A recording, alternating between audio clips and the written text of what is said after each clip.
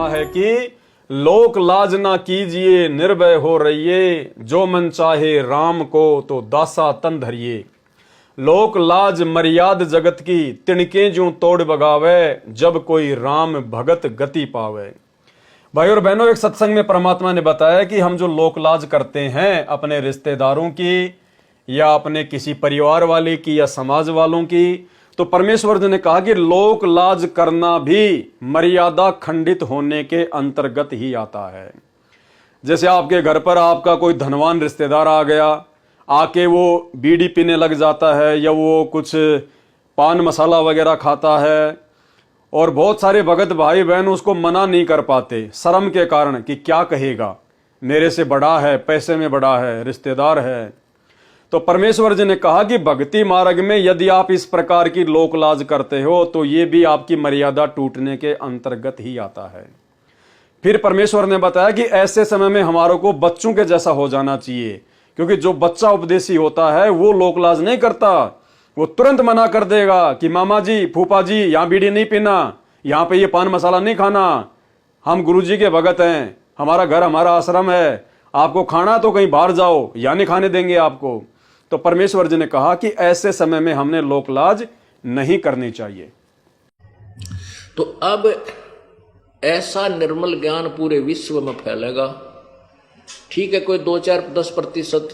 कर्महीन इंसान होंगे वो तो अलग बात है। जहां 90% इंसान ठीक हो जाएंगे, उन 10% की पार पड़े को नहीं, उनकी नहीं बसावेगी, उन्हें सीधा होना पड़ेगा। वो भी सीधे हो जाएंगे, विकार रहित हो जाएंगे, शर्माया करेंगे, लुकते फिरा करेंगे।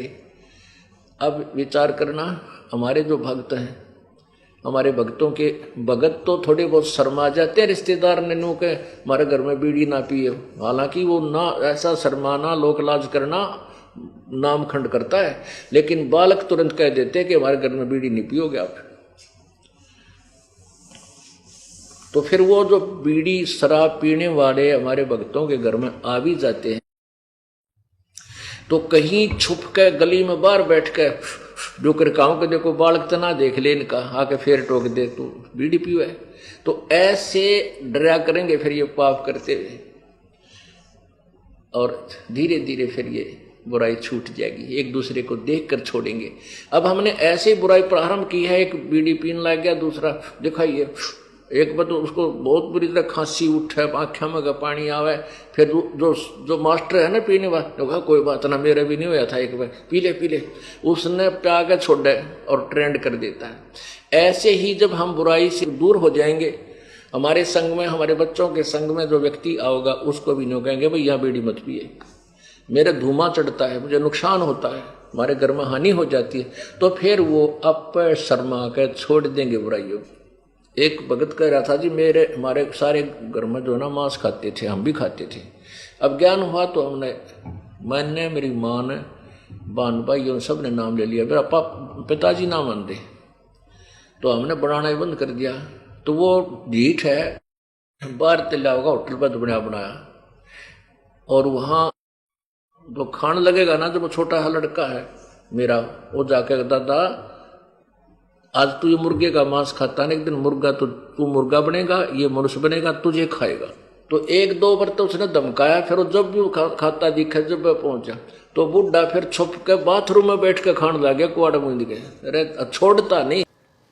इस प्रकार विचार करके दंडवत प्रणाम करें, मन में किसी प्रकार का संकोच ना रखें, संसार की बातों पर ध्यान ना दें, सतगुरु ज्ञान को आधार बनाकर, किस चीज को आधार बनाकर? सतगुरु के ज्ञान को आधार बनाकर भक्ति करें। और ये ज्ञान आधार भाई और बहनों वर्तमान में केवल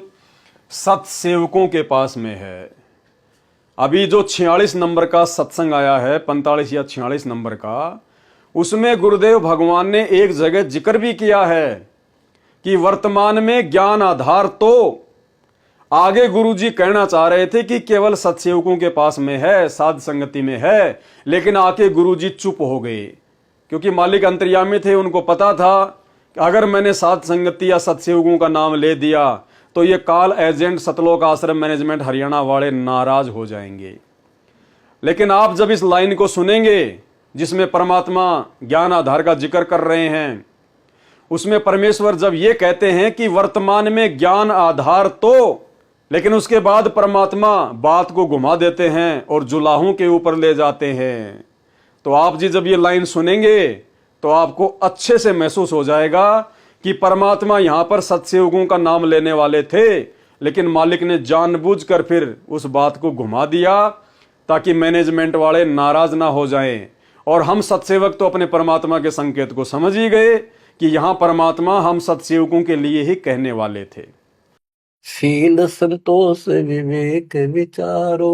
दूर करो जुल्माने ज्ञान दराछ ध्यान दे तुरिया कोई जाने कौन रिसाने ज्ञान दराछ ध्यान दे तुरिया कोई जाने कौन रिसाने के शील संतोष विवेक अपने हरदम लाओ, शांति रखो, विवेक से काम करो, ज्ञान आधार पर चलो, इन पाप करना जुल्म करना बंद कर दो। ज्ञान दाराज ये जुलाहे लोगों के पास होते थे, तो खत्म हुई कहानी। उसको राज कहा करते, तुरिया कहा करते, और पान रिसाण, ये इस तरह के कुछ आइटम होते थे तो कपड़ा बनने के काम आते थे। कि अपने जीवन को सुचारू करने के लिए आध्यात्मिक ये राज तुरिया पान रिसाण ये सारे ये प्रयोग करो जो हम बताते हैं। सतगुरु ज्ञान को आधार बनाकर भक्ति करें और अपने जीवन का कल्याण। जो गुरु बचन पे डट गए, कट गए फंद 84 के, कट गए फंद 84 के, कट गए फंद 84 के।